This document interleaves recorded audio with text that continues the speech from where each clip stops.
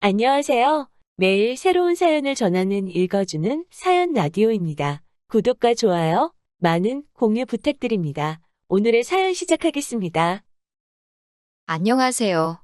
저는 2살 연상의 남편과 결혼한 지 4년차가 돼가는 30대 중반의 여자입니다. 작년 초까지만 해도 결혼해서 정말 행복하다고 생각하며 살고 있었습니다. 남편하고는 3년이나 긴 연애를 했고 결혼을 하게 되었어요. 결혼 기간 4년 동안 한 번도 안 싸운 부분은 없을 거라고 생각되네요.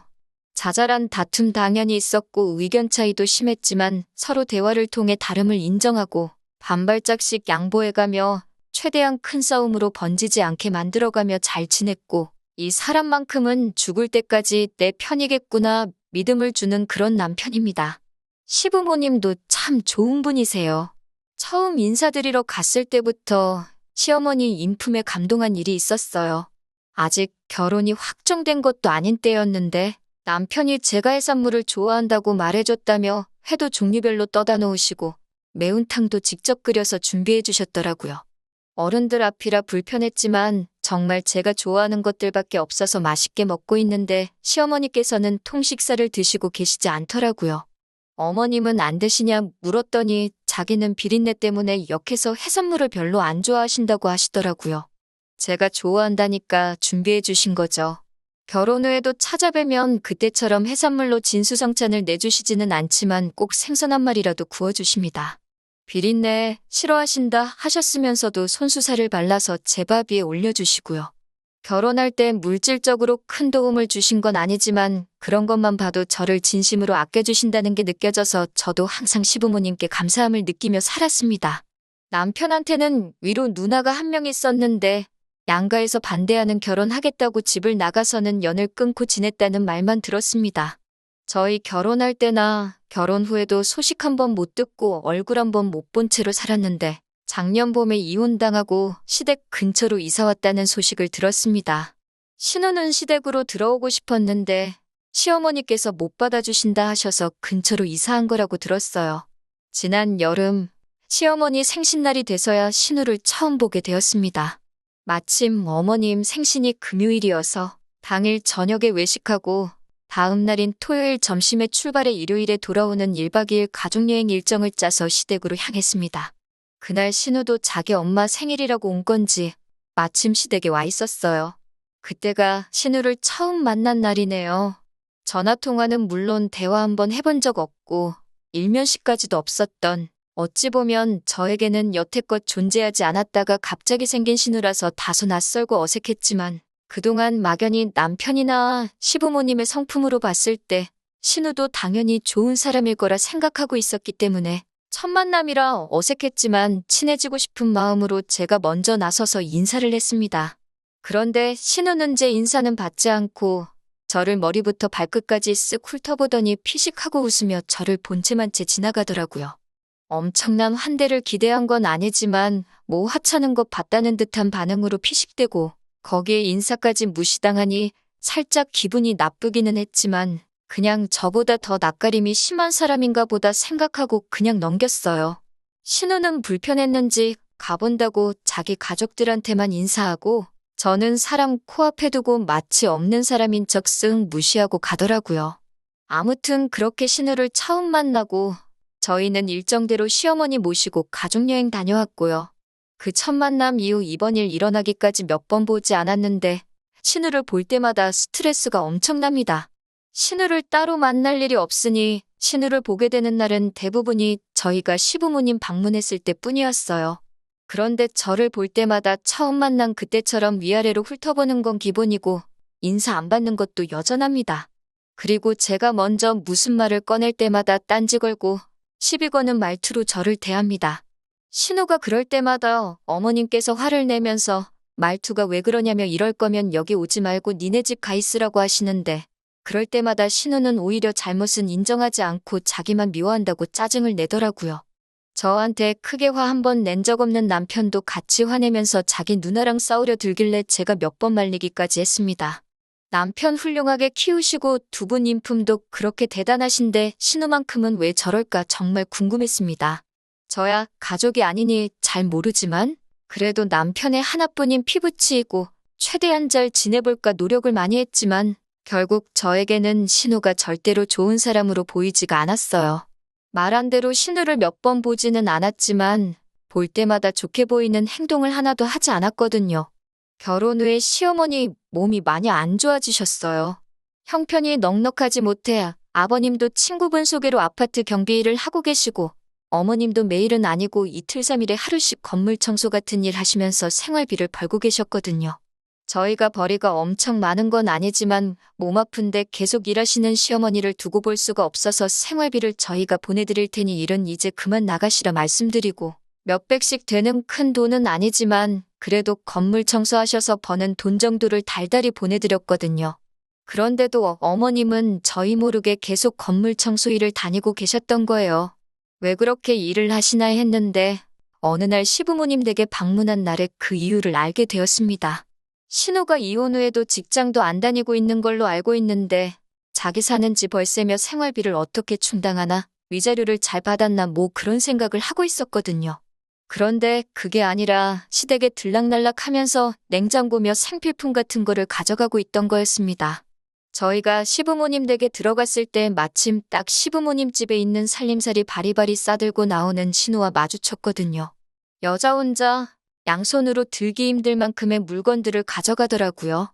한쪽 쇼핑백에는 휴지며 세제의 목욕용품부터 반대쪽에는 냉장고에 있는 야채에 얼려놓은 고기들까지 챙겼더라고요. 그게 어머님 걸 챙겨온 건지 어떻게 알았냐면 음식들이야 직접 장봤다고 하기엔 포장 상태만 봐도 알 수 있고 생필품 같은 것들은 제가 평소에도 1+1 행사하는 것들을 사서 어머님 댁에 나눠드리고 하고 있거든요.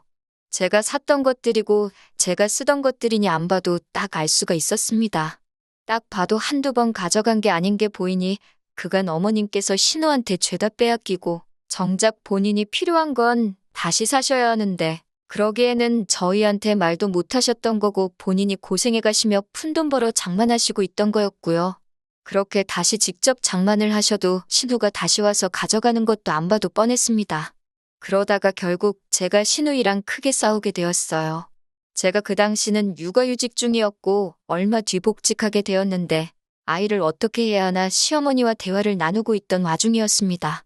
그날도 신우가 놀러와 있었는데 지나가면서 저와 시어머니가 나누는 이야기 듣고는 대뜸 제 어깨를 확 낚아채더니 뭐 얼마나 대단한 회사를 다닌다고 애를 다른 사람한테 맡기냐며 벌써부터 늙은 시어머니 부려먹을 생각하지 말고 애엄마면 애엄마답게 회사 그만두고 직접 키우라고 하더라고요.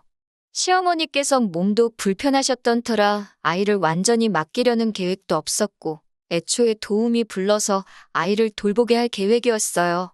그런데 아무래도 뉴스에서 관련해서 들리는 소식들이 안 좋은 이야기가 많아 걱정이었거든요.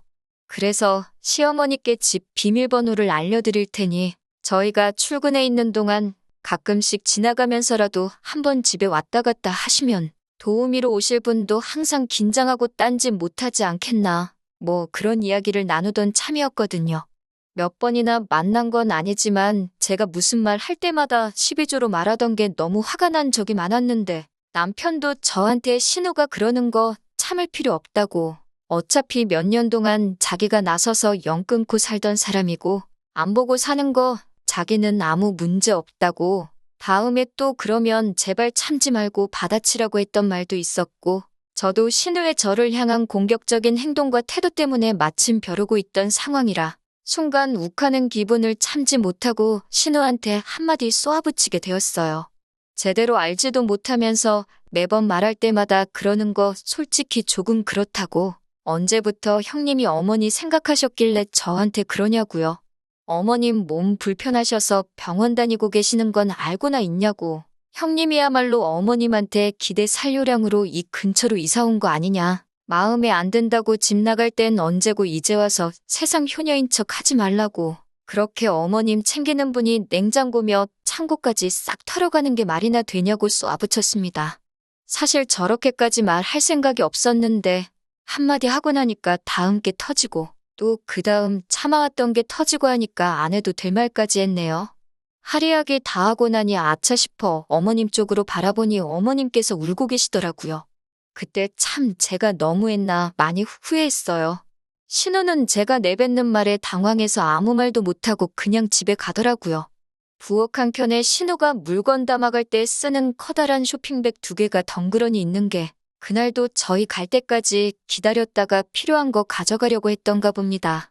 그래도 자기 엄마 살림살이 털어가는 게 남 보여주기 부끄러운 일인 건 알고 있었나. 저희 눈치 보면서 언제 들어가려나 털어갈 기회만 호시탐탐 노리고 있던 거죠.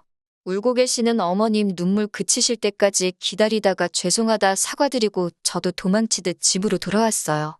남편은 잘했다고 아예 2번 다시 얼씬도 못하게 만들어버리자고 괜찮다고 말하는데 어머님 눈물이 자꾸 마음에 걸리더라고요. 아무리 신우가 잘못을 했다고 한들 어머님한테는 몇 년 만에 돌아온 딸인데다가 어른 앞에서 저도 제 화를 못 누르고 그렇게 싸우기까지 했으니까요. 그래서 그 다음 날에 남편 출근시키고 저는 회사 출근해서 반차를 내고 시댁으로 향했습니다. 회사는 어쩌고 왔냐고 놀라시는 어머님한테 눈물을 뚝뚝 흘리며 전날 벌어진 일에 대해서 죄송하다고 진심으로 사과드렸습니다. 저는 정말 어머님을 존경하고 하는데 신우가 어머님을 진심으로 걱정하는 척 떠는 위선이 마음에 안 들어서 그랬다. 그래도 제가 상황도 고려해가며 말도 가려서 했어야 하는데 죄송하다고 신우에게도 정식으로 사과하고 다음부터 이런 일 없게 하겠다 했어요. 어머님께서는 그런 저를 다독여 주시면서 제 마음 다 안다고 오히려 본인이 울어서 제 마음 불편하게 한 것 같아 미안하다고 하더라고요. 저한테는 미안하고 딸한테는 화가 나는데도 안쓰러운 걸 참을 수 없어서 그런 거라 하셨어요. 다 본인이 못난 탓인데 본인이 해야 할 일을 못해 며느리가 하게 만들어서 미안하다고 하시면서 이제는 정신을 차렸다 하시며 앞으로 신우에 대한 지원을 일체 끊어버리고 신우가 혼자서 제 앞가림 할 수 있게 만들도록 할 테니 앞으로는 본인 일을 가지고 싸우지 말라고 하셨습니다. 시어머니에겐 신우가 아픈 손가락인 건 잘 알겠어요. 시어머니가 말하신 대로 신우에 대한 금전적인 지원이나 모든 것들은 현재 끊으신 상태입니다. 아버님이 전해주신 말로는 신우가 아주 집에서 난동을 부려서 말도 아니었다고 하네요. 그렇게 효녀인 척 하던 신우는 어머님한테서 더 이상 뜯어갈 게 없으니 어느 순간부터 시부모님 댁에 발길을 끊었다고 하네요. 어머님이 더 이상 신우 때문에 힘들 일은 없어져서 좋은데 한편으로는 제가 다시 어머님으로부터 신우를 멀어지게 한 것 같아서 마음이 편하지만은 않네요. 제가 어머님께 친딸이 될 수는 없겠지만 그래도 신우가 못해준 것만큼 제가 최선을 다해 어머님께 잘하려는 생각입니다. 나중에 신우가 정신 차리고 사랑구실을 하게 되었을 때 신우에게는 그때 가서 그날 일에 대해 사과할 생각입니다. 그래도 신우처럼 말뿐인 효녀는 되고 싶지가 않네요. 그럼 제 사연은 여기서 마치도록 하겠습니다. 감사합니다. 긴 이야기 들어주셔서 감사합니다. 오늘의 사연은 여기까지입니다. 구독과 좋아요, 알람 설정해주시면 앞으로 더 좋은 사연으로 찾아오겠습니다. 감사합니다.